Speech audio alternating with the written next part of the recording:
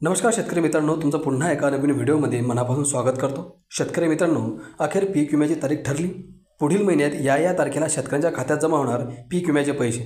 मित्रांनो, कोणत्या शेतकऱ्यांच्या खात्यात या पीक विम्याचे पैसे जमा होणार, किती पैसे जमा होणार, कोणकोणते शेतकरी पात्र आहेत आणि कोणकोणते शेतकरी अपात्र आहेत, हा पीक विमा कधीचा मिळणार आहे, हे संपूर्ण माहिती आपण या व्हिडिओच्या माध्यमातून जाणून घेऊया। त्यामुळे तुम्ही हा व्हिडिओ पूर्ण बघा आणि आपल्या माझी माहिती या यूट्यूब चॅनलला तुम्ही अजून पण सबस्क्राइब केलं नसेल तर लवकरात लवकर सबस्क्राइब करून घ्या। तर चला ही संपूर्ण माहिती काय आहे आपण समजून घेऊया।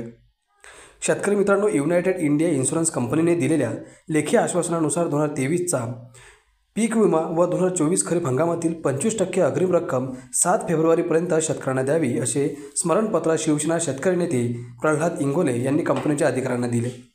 युनायटेड इंडिया इन्शुरन्स कंपनीच्या कार्यालयात 23 सप्टेंबर रोजी पीक विम्यासाठी शिवसेना प्रणित शेतकरी सेनेचे कार्याध्यक्ष प्रल्हाद इंगोले यांच्या नेतृत्वाखाली शेतकऱ्यांनी सामूहिक आत्मदहन आंदोलन पुकारले होते।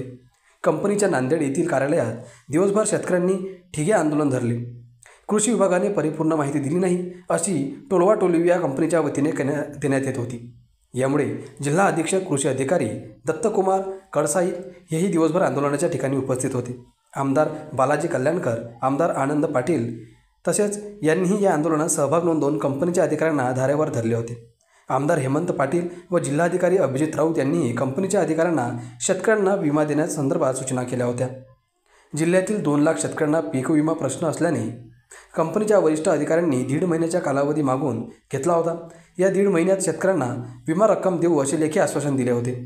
कंपनीने दिलेल्या वेळेत शेतकऱ्यांना विमा दिला नाही तर लोकप्रतिनिधीही या आंदोलनात सक्रिय सहभाग होतील असा इशारा आमदारांनी दिला होता। त्यामुळे सर्वांच्या विनंतीवरून आंदोलन तूर्त स्थगित करण्यात आले होते। त्यानंतर आता 1 महिना उलटून गेला असून युनायटेड इंडिया इन्शुरन्स कंपनीचे विभागीय व्यवस्थापक शोएब आलम यांनी दिलेल्या लेखी आश्वासनाची आठवण त्यांना करून देण्यात आली।